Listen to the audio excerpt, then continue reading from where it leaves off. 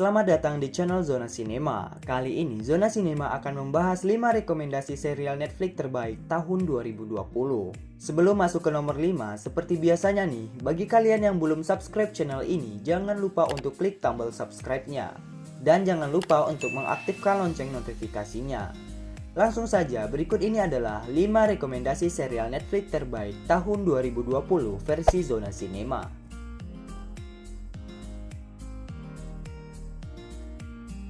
Serial adaptasi webtoon populer ini mengusung tema misteri, horor, dan thriller. Serial ini jadi salah satu tontonan menarik, terutama buat kalian yang bosan dengan kisah romansa.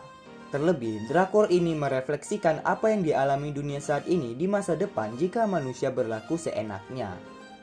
Bercerita tentang kondisi dunia saat manusia berubah menjadi monster karena hasrat dan keinginan mendalam dari diri mereka. Cerita Sweet Home ini diawali dengan kisah pemuda bernama Cha Hyun-soo yang pindah ke apartemen kumuh bernama Grand Home. Semenjak kepindahannya, dia kerap mengalami kejadian aneh. Satu persatu manusia di sana berubah menjadi monster. Daya tarik serial ini awalnya pada sosok monster di dunia apokaliptik yang beralih-alih zombie. Lalu, banyak karakter dengan sifat yang berbeda-beda mengambil alih cerita. Di saat yang bersamaan, kita juga diperlihatkan orang-orang yang terinfeksi dan berubah menjadi monster. Buat penggemar tontonan horror thriller, apalagi yang ada unsur monster, Sweet Home bakal memuaskan dahaga. Tampilan monster CGI mirip yang kita temui dalam game, terutama monster badan besar layaknya game Resident Evil. Makanya, tak heran jika ada yang menganggap Sweet Home menjadi serial Korea horror monster terbaik. Tak tanggung-tanggung, Sweet Home jadi drama Korea termahal yang jadi proyek Netflix dengan harga per episode yaitu 34 miliar rupiah.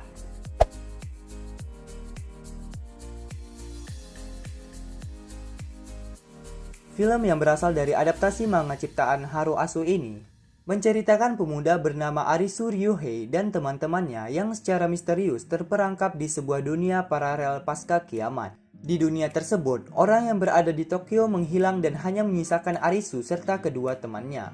Tak lama berselang, Arisu dan kedua temannya harus mengikuti sebuah kompetisi yang berbahaya agar bisa bertahan hidup di dunia tersebut.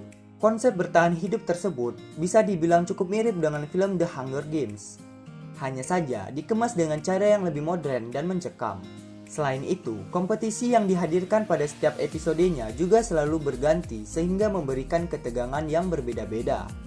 Kualitas efek visual yang dihadirkan dalam serial ini memiliki level yang sangat tinggi layaknya film-film Hollywood bermodal besar.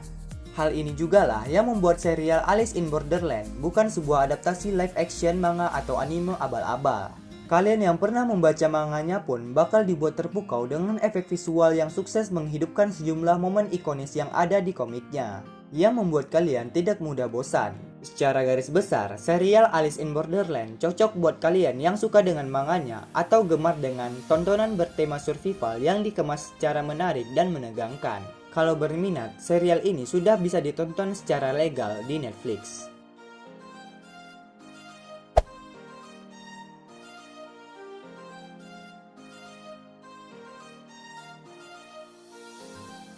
Film yang digarap oleh kreator yang sama dengan cerita sebelumnya, The Haunting of Hill House tahun 2018. Serial ini mengangkat kisah antologi The Haunting yang berlatar 1980-an di Inggris. Serial adaptasi karya cerita supranatural Henry James ini masih membawa suasana mencekam dari rumah kuno berhantu. Film ini menceritakan tentang Henry Wingrove yang mempekerjakan seorang pengasuh bernama Danny Carlton. Setelah kematian pengasuh anak sebelumnya yang tragis, Danny pun ditugaskan untuk mengasuh dua keponakan Henry, yakni Emily Bessemer dan Benjamin Evan Ainsworth, yang kini yatim piatu. Namun, kejadian aneh dan mengerikan satu persatu muncul dan memperlihatkan sisi lain dari rumah mega horor tersebut, termasuk penampakan penghuni yang tak kasat mata. The Haunting of Bly Manor mungkin bisa dibilang memiliki konsep semi-antologi. Setiap karakter memiliki kisah masing-masing yang awalnya tampak terpisah, namun pada akhirnya saling melengkapi. Mulai dari Danny yang selalu melihat bayangan hitam dengan kacamata setiap kali bercermin, Miles Wingrove yang berperilaku aneh untuk bocah 7 tahun, Hannah Gross yang penjaga rumah yang selalu melamun, kisah percintaan tragis Peter dan Rebecca, dan masih banyak lagi. The Haunting of Bly Manor memiliki 9 episode dengan alur cerita dan ketegangan berbeda di setiap episodenya. Tak seperti serial sebelumnya, The Haunting of Bly Manor tak seseram serial pertamanya, tapi tetap menegangkan.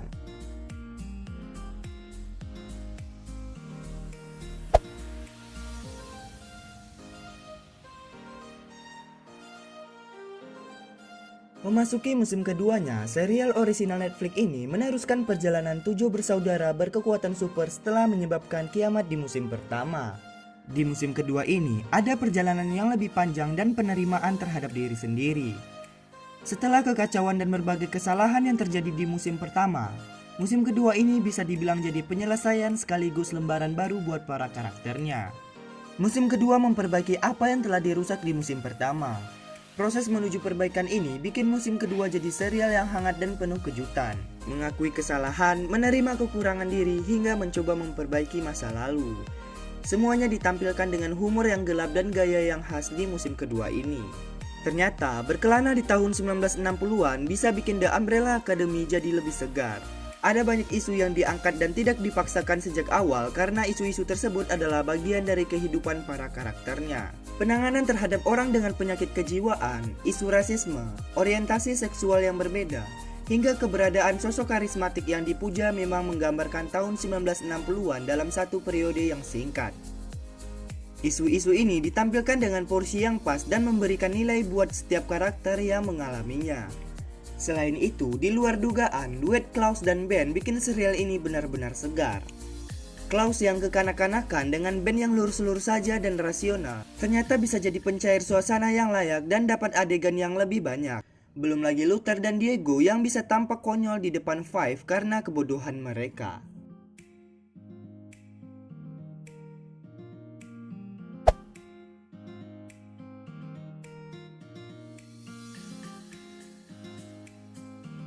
Film yang diangkat dari novel karya Walker Tevis ini bercerita tentang seorang gadis yatim piatu yang bernama Beth Harmon yang diperankan oleh Anya Taylor-Joy. Merupakan seorang yang pendiam hingga dia bermain catur untuk pertama kalinya. Setelah itu, dia pun memiliki ambisi untuk menyabet gelar Grandmaster di bidang catur. Lewat serial ini, kita pun disajikan dengan lika-liku perjuangan Beth dalam meraih gelar tersebut. Daya tarik utama dalam serial ini tentunya terletak pada penampilan Anya Taylor-Joy sebagai Beth Harmon. Meski sejumlah pemain dalam serial ini turut berakting brilian, Taylor-Joy berhasil tampil beda dan benar-benar menjadi pusat perhatian sepanjang 7 episodenya. Dia sukses memerankan karakter wanita jenius yang memiliki kecanduan obat dan alkohol yang berkarir di dunia yang didominasi oleh pria. Faktor yang membuat jalan cerita di serial The Queen's Gambit menjadi semakin menarik adalah scoringnya.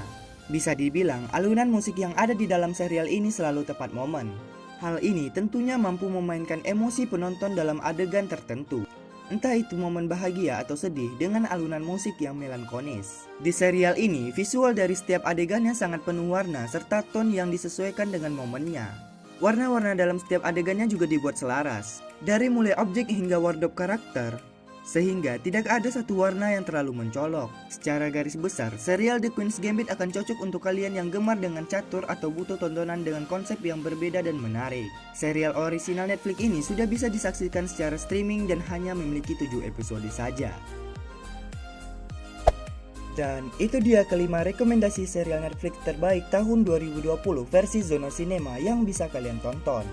Terima kasih sudah menonton video ini dan nantikan list-list lainnya di channel Zona Cinema.